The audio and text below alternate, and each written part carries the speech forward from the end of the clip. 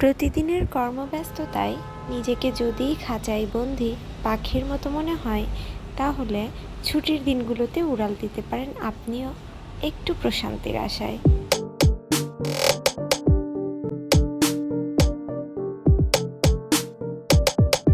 এরকম এক কর্মহীন ছুটির দিনের বিকেলবেলা বেরিয়ে পড়লাম পাহাড়, সমুদ্র এবং প্রকৃতির সান্নিধ্য পেতে।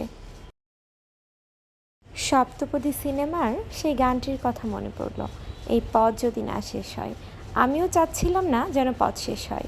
একদিকে পাহাড়, একদিকে সমুদ্র, আরেকদিকে বিস্তীর্ণ আকাশ আপনার মনকে ছুঁয়ে যাবে। এই গোধূলি লগ্নে সমুদ্রের পাড়ে বসে নিজেকে অন্যভাবে আবিষ্কার করা যায়।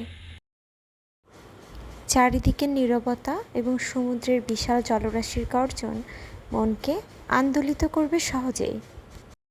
এখন টেকনাফের মেরিন ড্রাইভ থেকে ফেরার পালা। পথমধ্যে এক জায়গায় যাত্রা বিরতি দিলাম সমুদ্রের পাড়ের এক টঙের দোকানে চা পানের উদ্দেশ্যে। এক কাপ হালকা লিকারে বানানো রং চা নিয়ে বসে পড়লাম সমুদ্রের পাড়ে। চাটা ভীষণ মজার ছিল। যাত্রাপথে আবার বিরতি নিলাম এবং চলে গেলাম পালঙ্কিতে কিছু খাওয়া দাওয়ার উদ্দেশ্যে। পালঙ্কিতে বেশ অনেকক্ষণ অবস্থান করলাম। সন্ধ্যা পেরিয়ে রাত হতে থাকলো। পালঙ্কির রাতের দৃশ্য খুবই চমৎকার। এখানে অসংখ্য ফুলের গাছ এবং বাহারি মনোমুগ্ধকর এই ফুলের গাছগুলো আপনার মন ভোলানোর জন্য যথেষ্ট।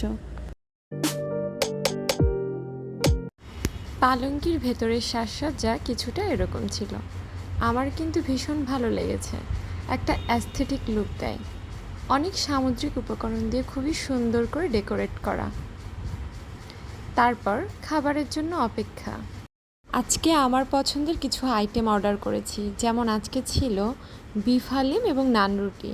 হালিমটা খুবই মজার ছিল।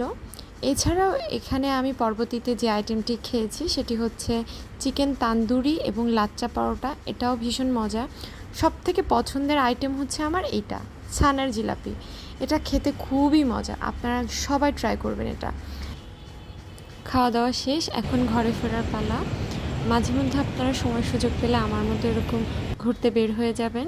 নিজেকে মজার মজার খাবারের ট্রিট দিবেন। নিজেকে খুশি রাখার চেষ্টা করবেন। জীবন একটাই। যেভাবেই পারুন নিজেকে ভালো রাখুন, সুখী রাখুন, আনন্দে রাখুন।